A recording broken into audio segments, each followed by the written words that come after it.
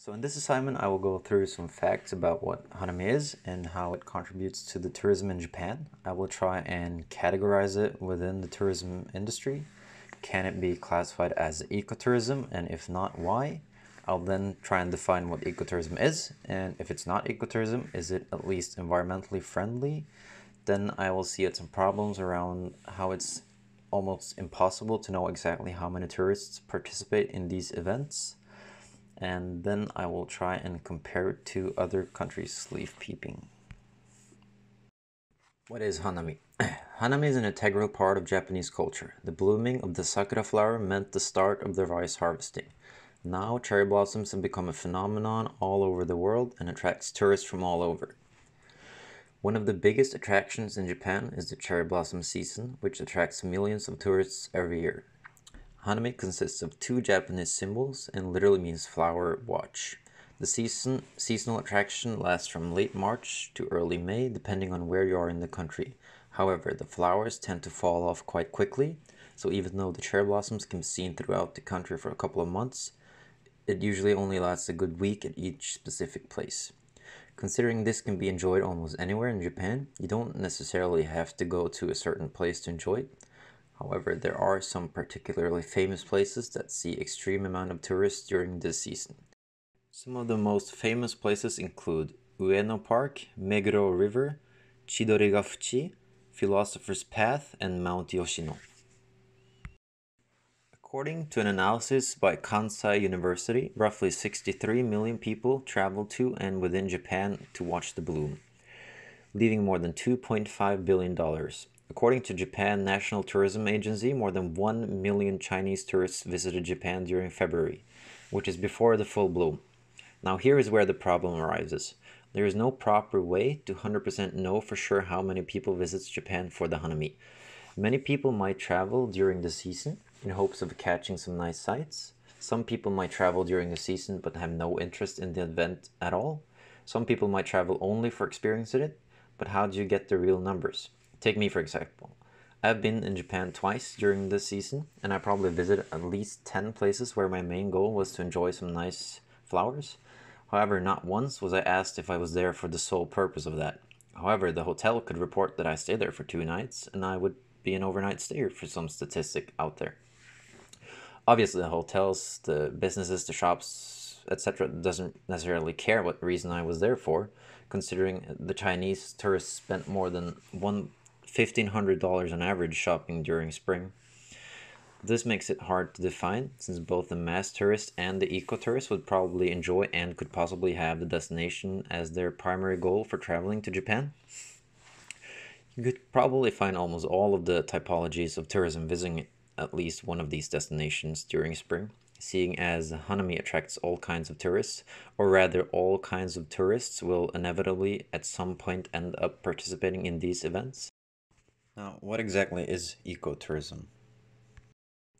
According to the International Ecotourism Society, ecotourism can be defined as responsible travel to natural areas that conserve the environment, sustains the well-being of the local people, and involves interpretation and education.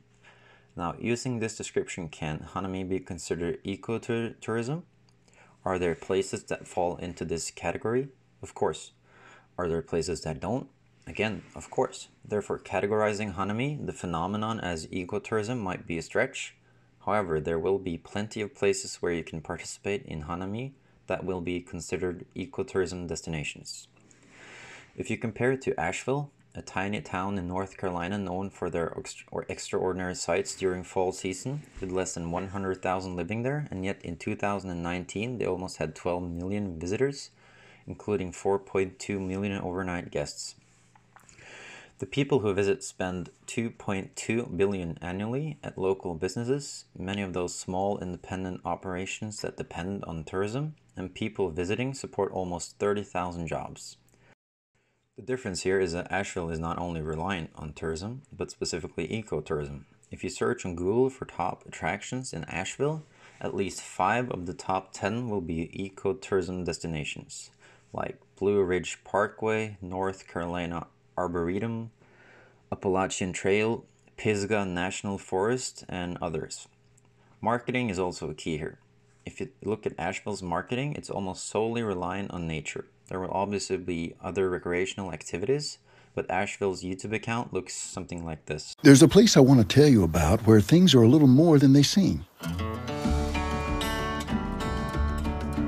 It's called Asheville. It's the sort of place where there's always a good reason to find another reason to go exploring. Therefore, I would say it's safe to assume that Hanami as a phenomenon isn't really ecotourism. However, there will be plenty of ecotourism destinations that include Hanami.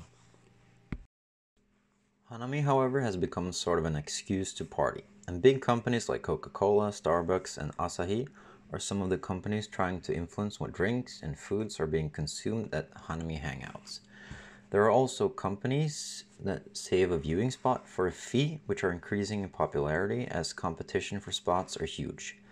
If a picnic is not your style, there are luxurious equivalents with igloo-shaped domes under the trees with heating, good foods, and champagne. Other companies are excluding the outdoors altogether and making indoor Hanami a thing. Private rooms with artificial grass and sakura scenery on the walls are becoming immensely popular, making this sort of setup a social media goldmine. Instagram in Japan is one of the most active markets with over 29 million users. The government is taking advantage of this to boost their tourism. Especially Unknown Japan is a hashtag that is trending, where they challenge their users to share images of less iconic places, especially away from congested cities. This led to more than 5 million foreign visitors sharing posts, according to Ryoko Ichimura, a spokeswoman for Instagram in Japan. Now, considering all this, is it sustainable? Japan takes pride in being environmentally friendly, preserving culture, and is known to be an economic powerhouse. How is Hanami affected by this? In Japan, they have quite a unique reverence for nature. Many believe that ancestral spirits are an important part of nature. This specifically is the Shinto religion. Celebrations of Hanami could be traced all the way back to 712 AD. Over time, this developed and is now somewhat of a national identity. Not only is the start of spring, but also the beginning of the school year and other aspects of Japanese life. One of the most important aspects of Hanami festivals is the inclusion of food and beverages. They can be brought or bought in parks, etc. And Hanami is also frequently viewed at temples and shrines, and it is not really seen as acceptable to have stalls and such at these locations, which is a good thing for cultural sustainability. Another important aspect of Hanami Festival is the consumption of sake, which is an alcohol made of fermented rice, and as such was often consumed hoping for good crops. However, now it's become more of a nighttime activity just for self-pleasure. A recent study listed 6 things about how Hanami is now enjoyed. 1. Enjoying the 4 seasons and treating it with respect, which is an important aspect of the Japanese culture. 2. An opportunity to consume alcohol. There's a thing called Company Ohanami, where new employees are being hosted to enjoy sakura flowers with colleagues. 3. Enjoying the weather, and although it's cooler than summer, it also rains a lot, which makes the sakura only last for about a week or so. 4. Good manners, which is a huge thing in Japanese culture. They believe that by practicing good manners, they will preserve the flowers. 5. Exhibition of bentos. Bentos are lunch boxes. That is an old tradition in Japan. They bring their own lunch boxes and enjoy a picnic under the flowers. And 6. Respecting nature. They believe the sakura tree is blessed by God's presence and as such needs to be respected and coincide with visiting temples and shrines during the festivals. According to a study by Emi Moriuchi, the Japanese reported mostly positive feelings towards Hanami. They understood the historical and cultural importance of Hanami. This study showed the Japanese were quite happy with how the Hanami is being celebrated, but how do they feel about the foreigners? I couldn't really find a lot about this online, but having lived there, I will use my own experiences. The Japanese are huge on etiquette, which basically means good behavior. You adapt to their culture, or you are basically seen as a rude foreigner, something you don't want to be. And most, and I say most because there are people who don't, but most behave accordingly. You follow the unwritten rules, and you feel like you're part of the culture. This also transfers over to the environmental aspect of sustainability. because in Japan, littering is a huge no-no. There are extreme cases where littering lost people their jobs. You usually don't walk and eat, you don't eat on the subway or in the elevator, and there are almost no trash cans outside, which results in very little garbage outside.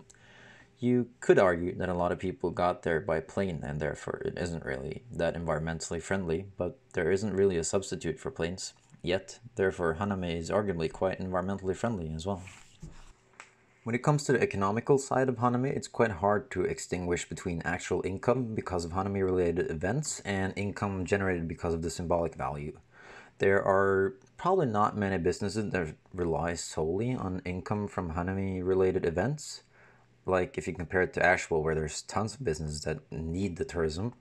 But there are, however, countless food products made from the petals. There's sake made from the petals.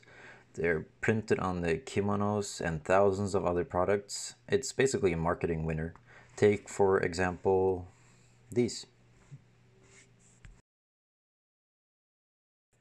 If, however, it turns out tourism, specifically related to Hanami, is having a negative impact on the environment, you could see it be more privatized in the future, with more fenced-off locations, with less free space, and more guided tours. And then you have the educational aspect, and suddenly it's an ecotourism destination. This might be a good thing, though. Depends on what you prefer, obviously, but most of us would like to contribute to a better future for in any possible way, I think. Thanks for listening.